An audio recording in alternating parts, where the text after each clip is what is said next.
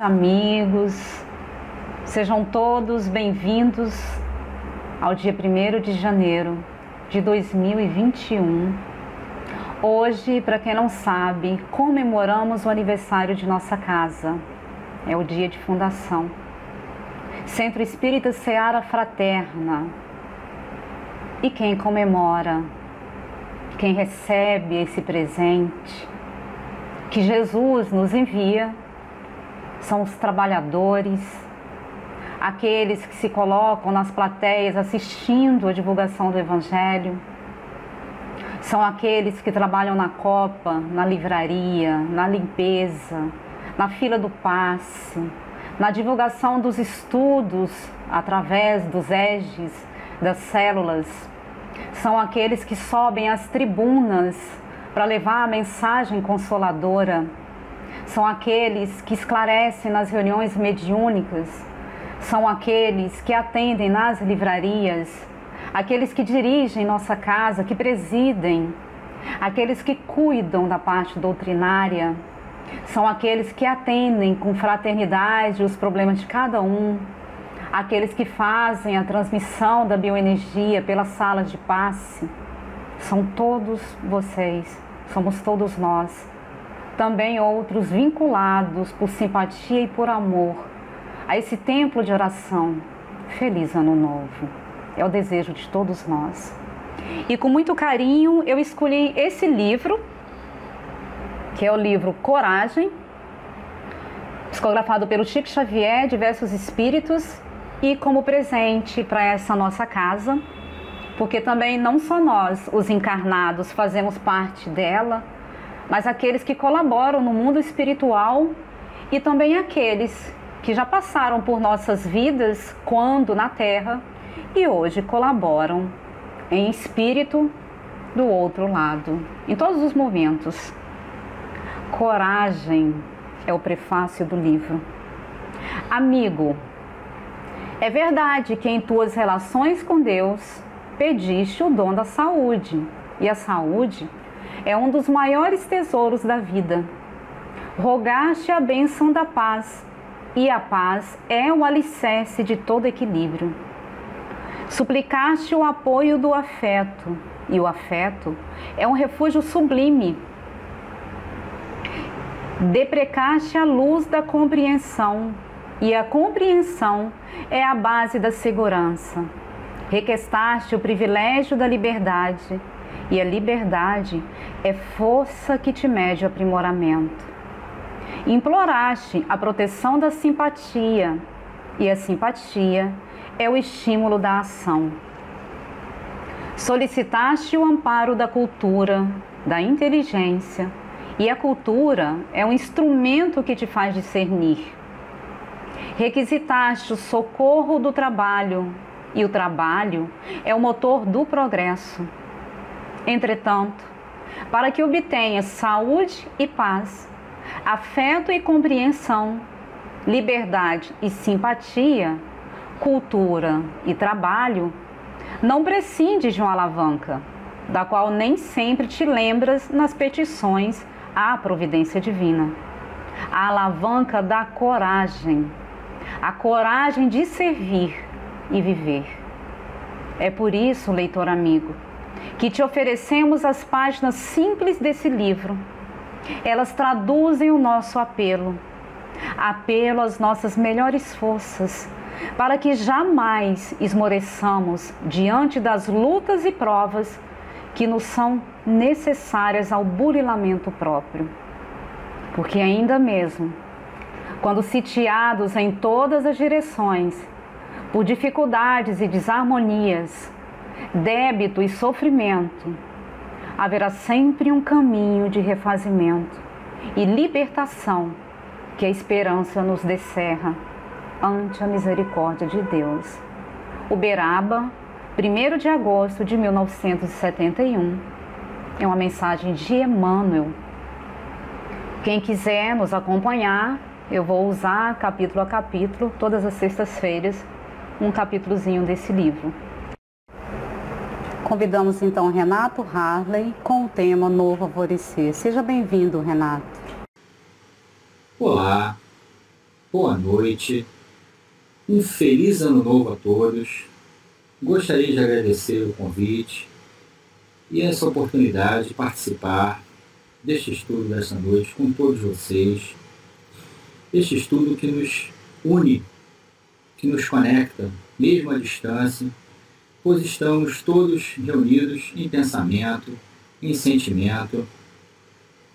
E aproveitar também neste 1º de janeiro, uma data tão marcante, uma data tão significativa para todos nós, parabenizar ao Seara Fraterna, esta casa que nos acolhe e que nos instrui tão fraternalmente. Faz aniversário hoje, casa que foi fundada em 1º de janeiro de 1954. Então aqui vai o nosso parabéns a esta casa, na qual somos todos muito felizes e muito honrados em poder trabalhar, estudar, servir. Começando o nosso estudo de hoje, nesta apresentação,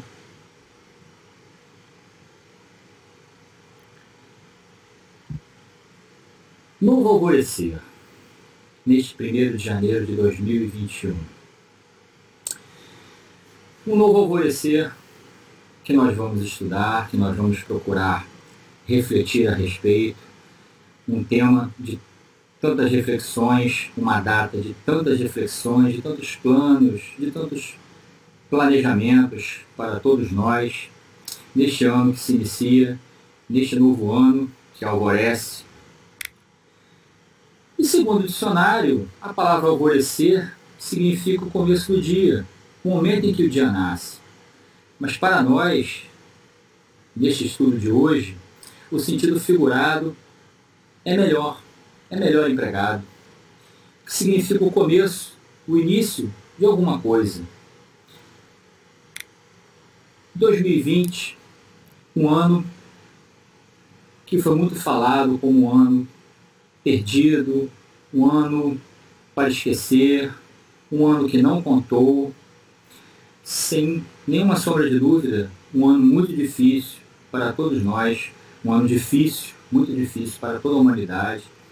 Mas procuremos, neste momento, neste estudo, nesta reflexão, procuremos enxergar 2020 sob um outro prisma. Um ano de muito aprendizado para todos nós. Um ano no qual podemos exercitar, podemos desenvolver a resignação, a resiliência, a paciência, a tolerância, a fé, a esperança. Um ano de muito aprendizado para todos nós, sim.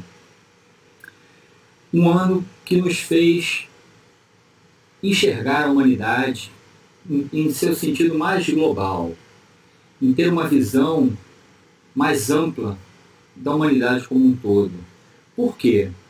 Nos fez despertar a reflexão de como nossas atitudes influenciam aqueles que estão à nossa volta, de como nós somos responsáveis por todos aqueles que estão à nossa volta, direta e indiretamente, com as nossas atitudes, com as nossas opções, com aquilo que procuramos escolher e fazer.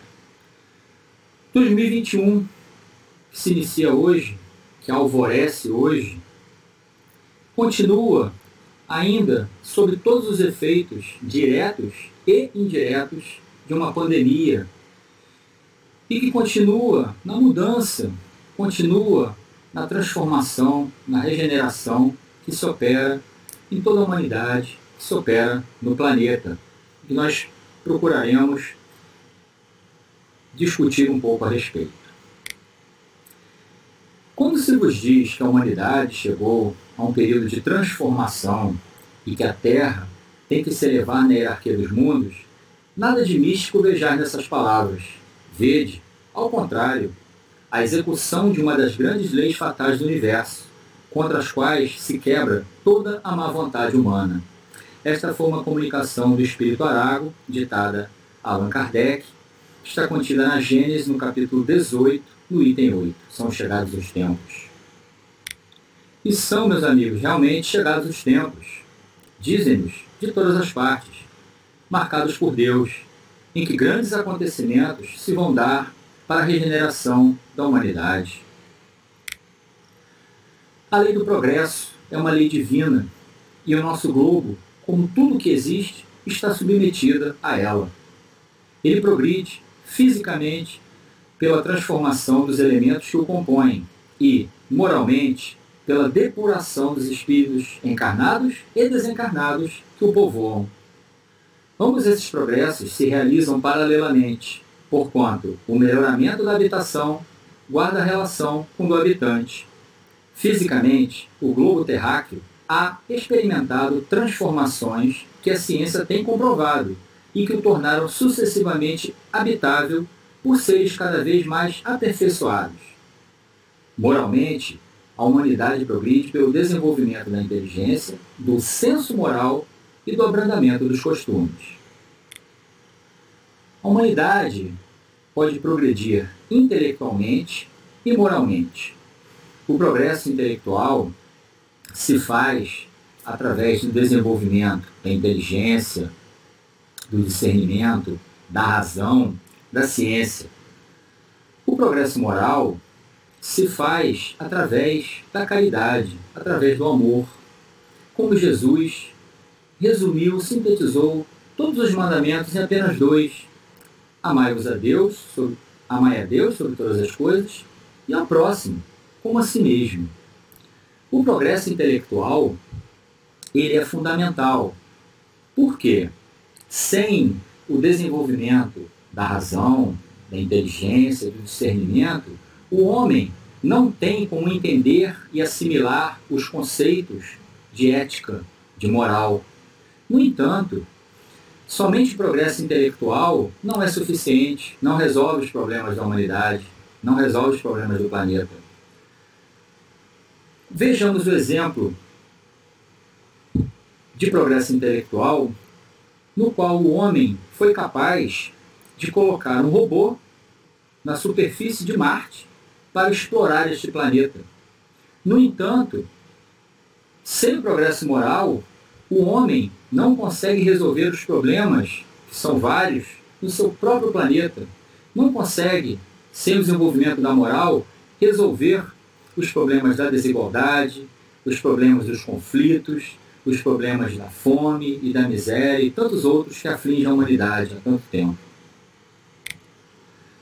A humanidade tem realizado até o presente incontestáveis progressos. Os homens, com a sua inteligência, chegaram a resultados que jamais haviam alcançado, sob o ponto de vista das ciências, das artes e do bem-estar material. Resta-lhes ainda um imenso progresso a realizar, o de fazerem que entre si reinem a caridade, a fraternidade, a solidariedade, que lhes assegurem o bem-estar moral. Já não é somente desenvolver a inteligência o de que os homens necessitam, mas de elevar o sentimento, e para isso faz-se preciso destruir tudo o que superexcite neles o egoísmo e o orgulho. Trata-se de um movimento universal a operar-se no sentido do progresso moral. A geração futura, desembaraçada das escórias do velho mundo e formada de elementos mais depurados, se achará possuída de ideias e de sentimentos muito diversos dos da geração presente, que se vai a passo de gigante. O velho mundo estará morto e apenas viverá na história, como estão hoje os tempos da Idade Média, com seus costumes bárbaros e suas crenças supersticiosas. Mas uma mudança tão radical como a que se está elaborando não pode realizar-se sem comoções. Há, inevitavelmente, luta de ideias. Desse conflito, forçosamente se originarão passageiras perturbações, até que o terreno se ache aplanado e restabelecido o equilíbrio. É, pois, da luta das ideias que surgirão os graves acontecimentos preditos, e não de cataclismos ou catástrofes puramente materiais. Os cataclismos gerais foram consequências do estado de formação da Terra. Hoje, não são mais as entranhas do planeta que se agitam, são as da humanidade. Quando todos os homens estiverem convencidos de que Deus é o mesmo para todos, de que esse Deus, soberanamente justo e bom, nada de injusto pode querer, que não dele, porém dos homens veio o mal, todos se considerarão filhos do mesmo Pai e se estenderão as mãos uns aos outros. Então, como alcançar, amigos, a felicidade na Terra? Somente o progresso moral pode assegurar aos homens a felicidade na Terra, refreando as paixões más. Somente esse progresso pode fazer que reine entre os homens a concórdia, a paz e a fraternidade. O Espiritismo não cria a renovação social. A madureza da humanidade é que fará dessa renovação uma necessidade. Pelo seu poder moralizador, por suas tendências progressistas, pela amplitude de suas vistas, pela generalidade das questões que abrange, o Espiritismo é mais apto do que qualquer outra doutrina a secundar o movimento de regeneração. Por isso, é ele contemporâneo desse movimento. Surgiu na hora em que podia ser de utilidade, visto que também para ele os tempos são chegados. Os incrédulos rirão dessas coisas e as qualificarão de quiméricas. Mas, digam o que disserem, não fugirão à lei comum. Cairão a seu turno, como os outros. E então, que lhes acontecerá? Eles dizem, nada. Viverão, no entanto, a despeito de si próprios, e se verão um dia forçados a abrir os olhos. Para todos chega o momento de abrir os olhos, para todos chega o momento de abrir as mentes. No livro Em Busca da Verdade, a benfeitora Joana de Ângeles, pela psicografia de Divaldo Franco, nos conta que quase ninguém que seja portador de normalidade pode viver indefinidamente na inconsciência de si mesmo. É o significado da expressão cair em si. Para todos chega o momento de cair em si. Ninguém pode viver indefinidamente de maneira inconsciente, inconsciência de si mesmo. É necessário cair em si, é necessário enxergar-se como espírito imortal, e enxergar-se com a necessidade de evoluir, de progredir, não só intelectualmente, mas também moralmente, e contribuir da sua parte para o progresso da humanidade, para o progresso do planeta como um todo. E a transformação da Terra, amigos, não se dará por cataclismas ou por eventos milagrosos. A Terra, no dizer dos Espíritos, não terá de transformar-se por meio de um cataclismo que aniquile de súbito uma geração. A atual desaparecerá gradualmente e a nova lhe sucederá do mesmo modo, sem que haja mudança alguma na ordem natural das coisas. Tudo, pois, se processará exteriormente, como só ia acontecer, com a única, mas capital diferença de que uma parte dos espíritos que encarnavam na Terra ainda mais se tornarão a encarnar. Em cada criança que nascer, em vez de um espírito atrasado e inclinado ao mal, que antes nela encarnaria, virá um espírito mais adiantado e propenso ao bem. Assim, decepcionados ficarão os que contêm ver a transformação operar-se por efeitos sobrenaturais e maravilhosos, como sabemos que não acontecerá dessa maneira. É muito simples o modo por que se opera a transformação, sendo, como se vê, todo ele de ordem moral, sem se afastar em nada das leis da natureza, das leis de Deus. Sejam os que compõem a nova geração espíritos melhores ou espíritos antigos que se melhoraram, o resultado é o mesmo. Desde que trazem disposições melhores, há sempre uma renovação. A regeneração da humanidade, portanto, não exige absolutamente a renovação integral dos espíritos. Basta uma modificação em suas disposições morais. É de notar-se que em todas as épocas da história, às grandes crises sociais, se seguiu uma era de progresso. Toda grande mudança é precedida, de maneira geral, por um período de crise, por um período de conturbação. Isto acontece de maneira no âmbito individual, assim como no âmbito coletivo. Tomemos, por exemplo, individualmente, a pessoa, ao passar da fase da infância para a adolescência, e ao passar da fase da adolescência para a fase adulta, sofre por crises e conturbações que são próprias, inerentes a cada fase de sua própria existência. Isso ocorre também, essas crises, essas conturbações, em âmbito coletivo. E períodos de pandemia, períodos de grandes conflitos, períodos de grandes revoluções, de grandes revoltas, de grandes conturbações, ao longo da história da humanidade, precederam eras de maior progresso. Às vezes é necessário que o mal chegue ao excesso para se tornar compreensível a necessidade do bem e das reformas. Esta foi uma resposta da questão 784 do Livro dos Espíritos, que os Espíritos deram a Allan Kardec. E podemos, sem nenhuma dificuldade, ver ao longo da história da humanidade, principalmente da história mais recente, tantos exemplos de que o mal chegou ao excesso de tantas formas em todos os lugares do planeta. Isso nos traz a reflexão de que chegou o momento deste mal em excesso ter o seu propósito de fazer despertar no bem, fazer despertar no homem, melhor dizendo, a necessidade do bem, fazer despertar no homem a necessidade de praticar o bem e de se reformar para o bem.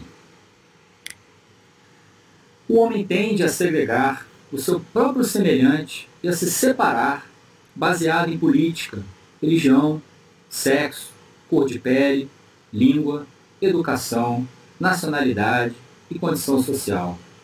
No entanto, nós temos atualmente o exemplo de um vírus que não faz qualquer discriminação, qualquer segregação.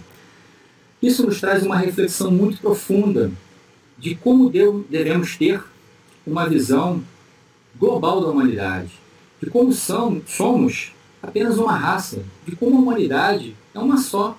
Somos todos humanos, somos todos pertencentes a apenas uma raça, a raça humana. O homem, pelo seu livre-arbítrio, é que erra, comete o mal de se segregar, de se discriminar, e discriminar e segregar o próprio irmão, aquele que pertence à sua própria humanidade, à sua própria raça, mas que por opção própria, por opção ao mal, segrega, discrimina, humilha.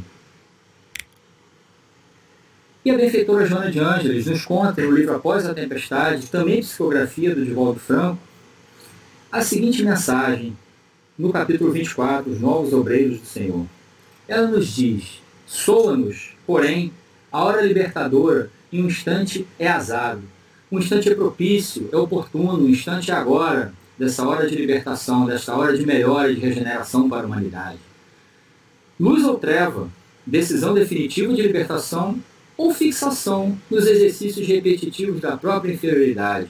Ou seja, cabe a nós decidirmos entre nos libertarmos, nos regenerarmos, seguirmos a caminho da luz, seguirmos a caminho do bem, a caminho de Deus, ou continuar recapitulando velhos erros, recapitulando velhas experiências equivocadas que nos prendem, que nos fazem tanto mal.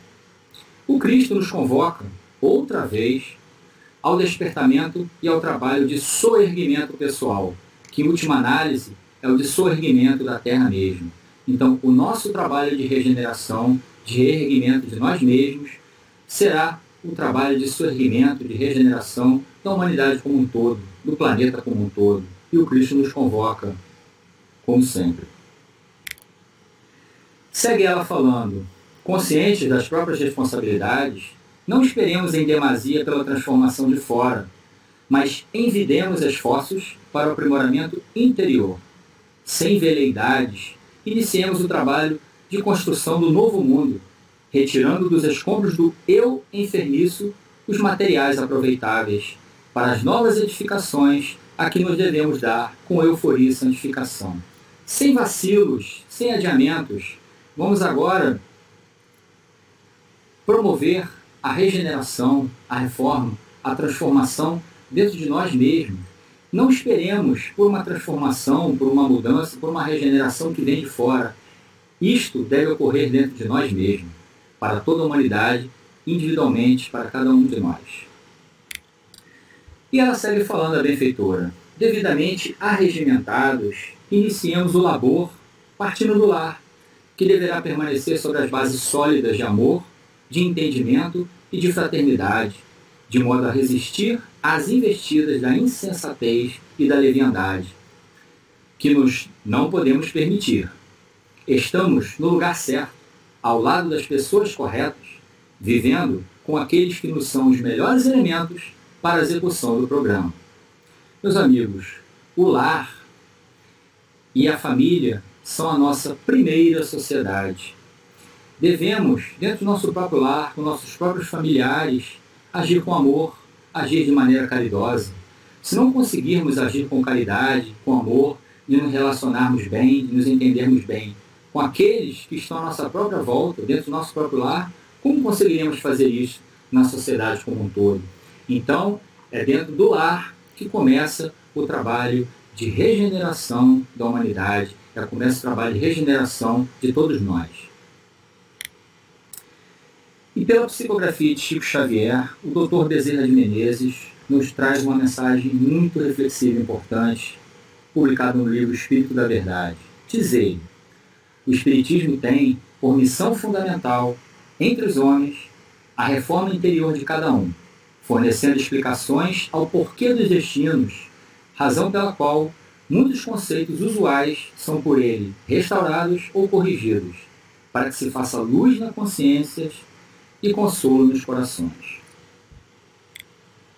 E no Evangelho segundo o Espiritismo, no capítulo 6, no item 4, temos o esclarecimento de que o Espiritismo realiza o que Jesus disse do Consolador prometido, conhecimento das coisas, fazendo que o homem saiba de onde vem, para onde vai e por que está na terra.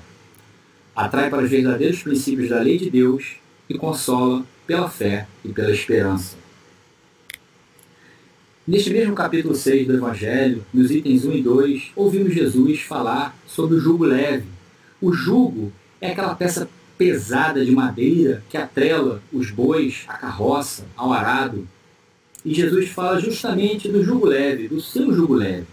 Ele nos diz: vinde a mim, todos vós que estáis aflitos e sobrecarregados, que eu vos aliviarei.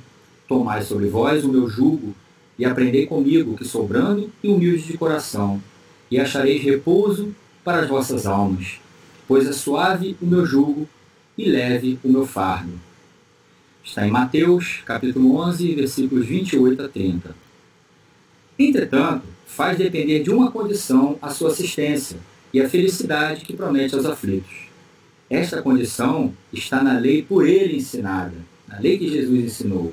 Seu jugo é a observância dessa lei, mas esse jugo é leve e essa lei é suave, pois que apenas impõe como dever o amor e a caridade. Meus amigos, o amor e a caridade são as chaves para a nossa regeneração pessoal. E fora da caridade não há salvação. Fora da caridade, ninguém consegue obter a salvação de si mesmo.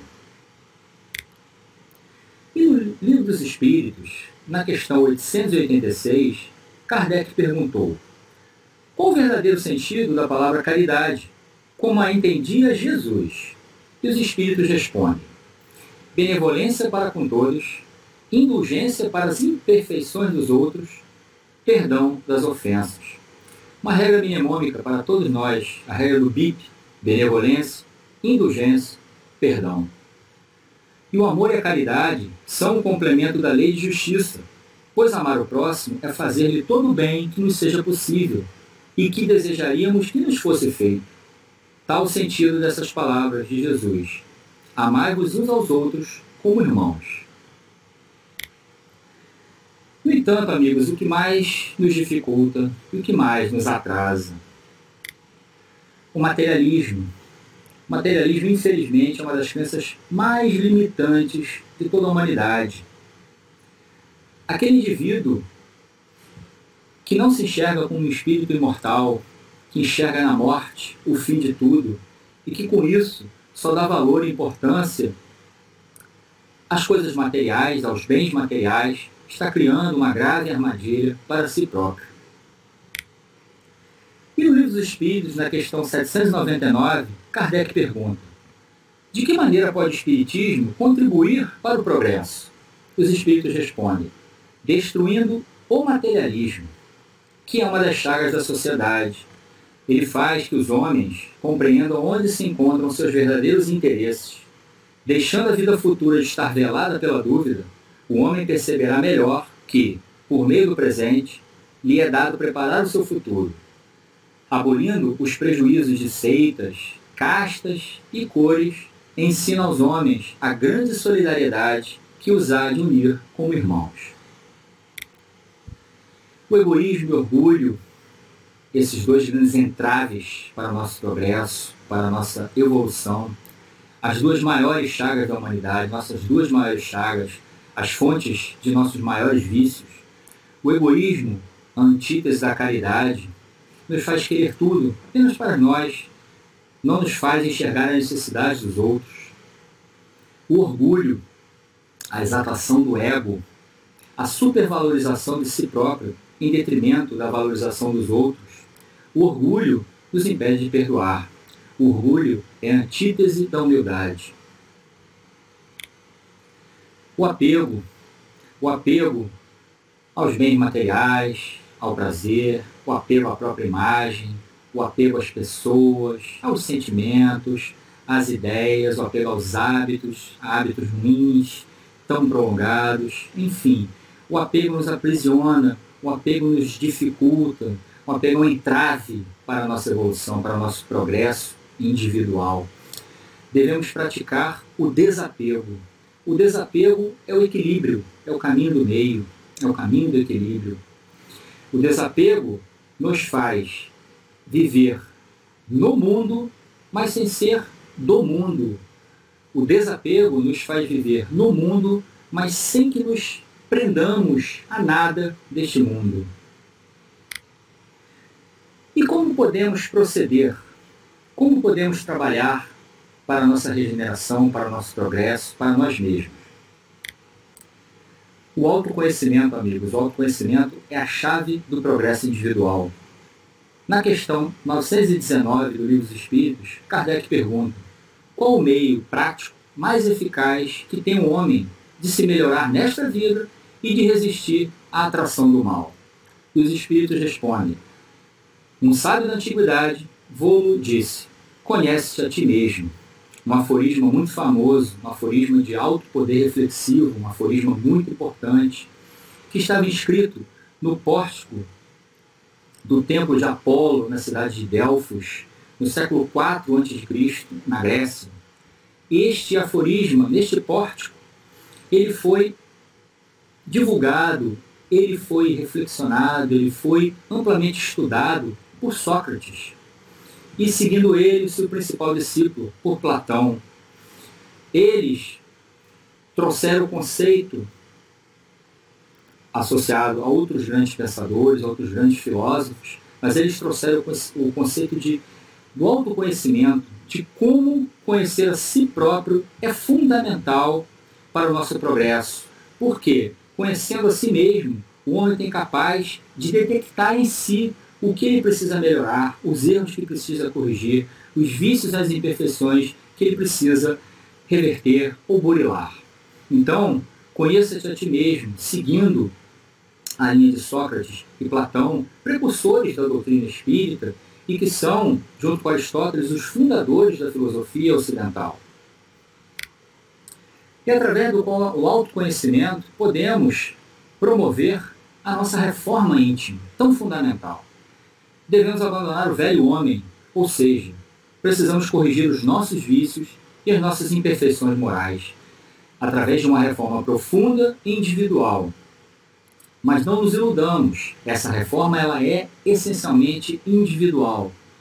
Eu posso ajudar aqueles que estão à minha volta a se melhorarem, a se reformarem, mas, por mais que eu ame alguém, eu não posso reformar essa pessoa por ela mesma. A reforma tem que ser feita no interior de cada um. Cada um tem que fazer a sua própria reforma íntima. E o indivíduo, ao se reformar, ao se renovar, ele contribui da sua parte para a renovação da sociedade e para a renovação do planeta como um todo.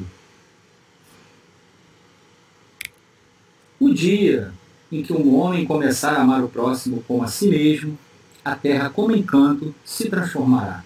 Este é, sem dúvida, um novo alvorecer para toda a humanidade. Este é, sem dúvida, um novo alvorecer para todo o planeta. O problema, meus amigos, é que muitos querem mudar o mundo. No entanto, infelizmente, pouquíssimos querem mudar a si próprios. Então, seja a mudança que você quer ver no mundo. Por quê? Eu não posso mudar ao outro. Eu não tenho poder de mudar o mundo. Evidente que não. No entanto, eu tenho poder e devo mudar a mim mesmo. E quando eu mudo a mim mesmo, quando eu me reformo, quando eu me regenero, quando eu progrido em mim mesmo, eu contribuo para a mudança do mundo. Eu contribuo para a mudança da humanidade. No livro Consolador, o benfeitor Emmanuel nos relata, através da psicografia de Chico Xavier, na pergunta 238, ele indaga: para acelerar o esforço de iluminação, a humanidade necessitará de determinadas inovações religiosas? E ele responde: toda inovação é indispensável, mesmo porque a lição do Senhor ainda não foi compreendida. A cristianização das almas humanas ainda não foi além da primeira etapa.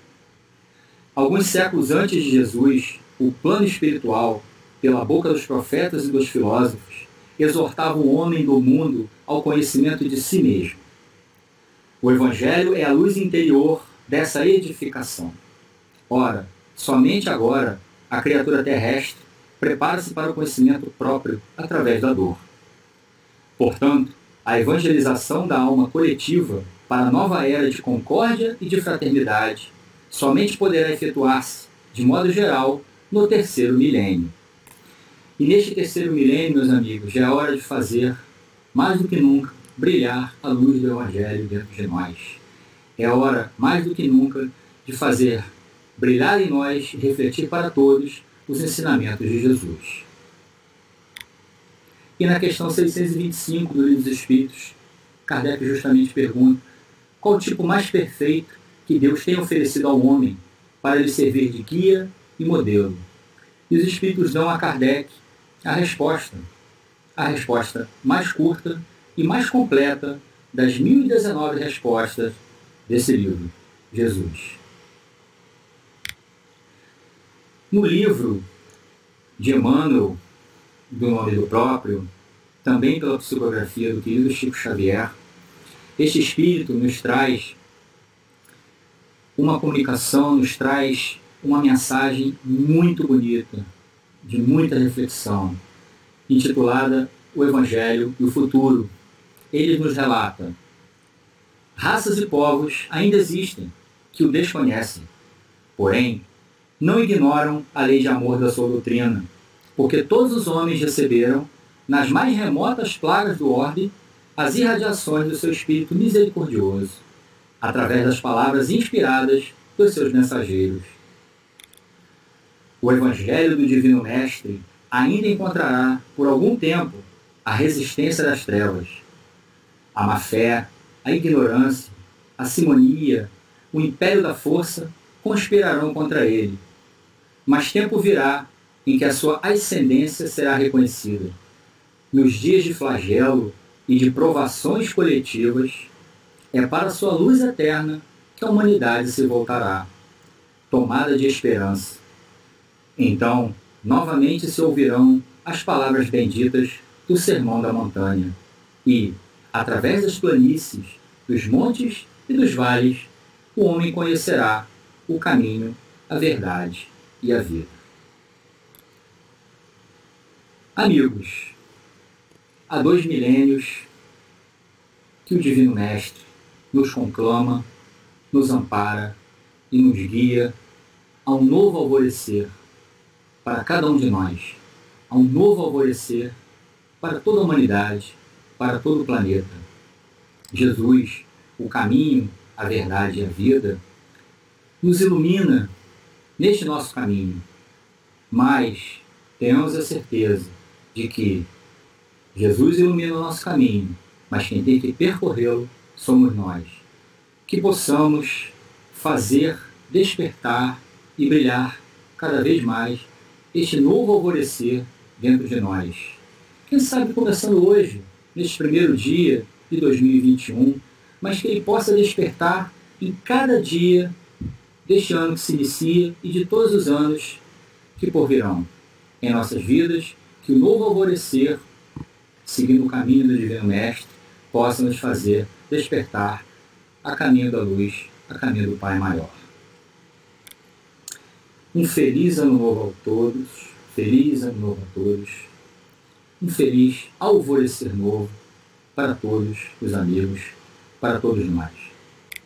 Muito obrigado mais uma vez pela oportunidade, muito obrigado pela atenção de todos, muito obrigado. Muita paz de Jesus, que o Divino Mestre ilumine e abençoe a todos.